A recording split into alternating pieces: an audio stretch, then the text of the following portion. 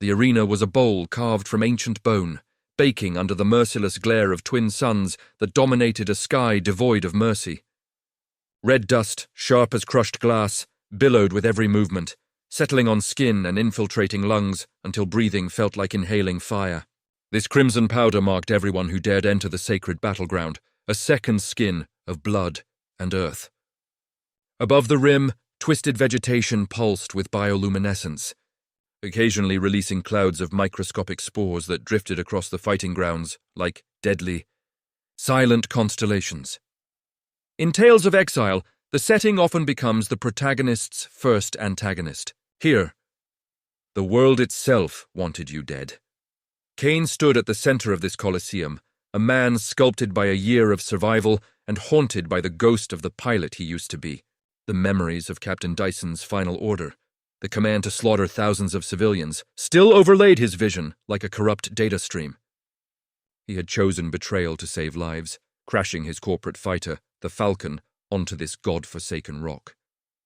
Now, he was the undefeated champion of the Circle of the Chosen.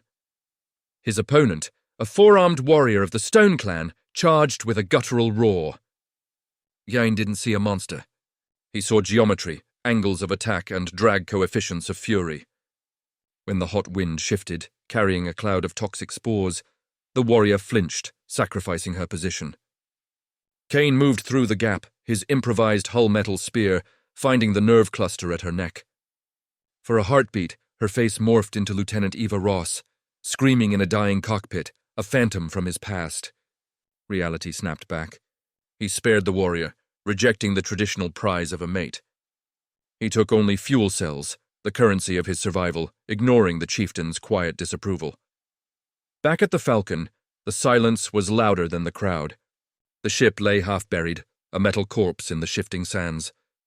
That night, a scorpion-like leviathan tested the hull, its crystalline stinger probing for weakness until Kane's jury-rigged shock grid sent it skittering into the dark. It is a peculiar irony of survival. We build fortresses to keep death out, only to realize we've locked ourselves in with our ghosts. The next day, the air tasted of ozone and impending violence.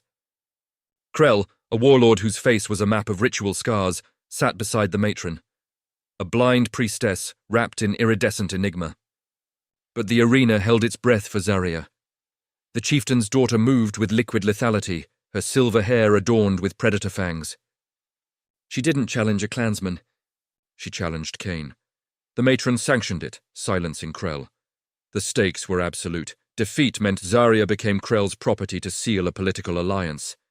Victory meant her freedom. Kane was the lock she had to break. That night, she invaded his sanctuary. "You have to let me win," she demanded, her presence filling the cramped fuselage of the Falcon. They were mirrors of each other, he, the honorable traitor. She, the defiant daughter, sold for peace. "If you win," she warned, "I will kill you before I let myself be called your mate." They parted as enemies who understood one another perfectly, bound by the tragic understanding that one's dream required the other's destruction. The duel was a conversation of violence. Zarya fought with desperate grace, her four blades weaving a web of steel. But Kane was a machine of war. He dismantled her guard, reading the tension in her muscles, until he swept her legs and stood over her, his spear at her throat. The crowd waited for the killing stroke. Instead, Kane remembered the choice that had stranded him here, the refusal to be an instrument of wrong. He drove his spear into the red sand, relinquishing victory. He surrendered. Zarya stood, trembling, and placed her blade to his throat, sealing the ritual. She had won her freedom, but by law, she was now bound to the man who had gifted it to her. Krell exploded in rage, but the chieftain upheld the result.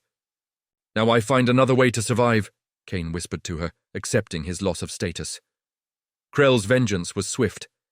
Days later, he raided the crash site to strip the Falcon. Kane prepared to die defending his wreck, but Zarya intervened, leading him to safety. "My father has been collecting the parts you need," she revealed.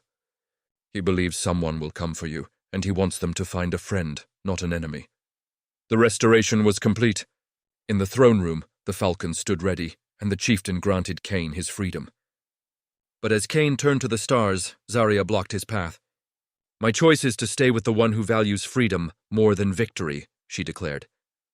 Krell, unwilling to accept defeat, drew his massive weapon, challenging them both. Then the matron spoke, her voice dusting the room with ancient power.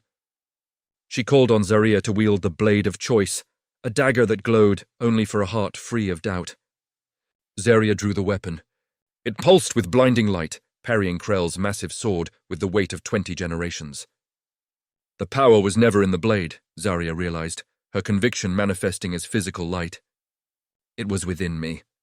Faced with this undeniable omen, Krell retreated, promising a reckoning that would not come today. In the end, the pilot stood before his resurrected ship. The distress beacon pulsed, a blue heartbeat calling him back to a life of orders and maps drawn by others. Zarya watched him, offering no plea, only space. It is in these quiet moments that destiny is truly written, not in the shout of battle, but in the silence of a switch flipped off. Kane killed the beacon. He wasn't abandoning the sky. He was choosing a different one. As the twin suns dipped low, casting long shadows like forgotten promises over the dunes, Kane took Zarya's hand. The spores drifted like galaxies on the wind, illuminating the dangerous, beautiful world that was now his home. He had crashed a survivor, but he stood now as a pathfinder, ready to chart a new course.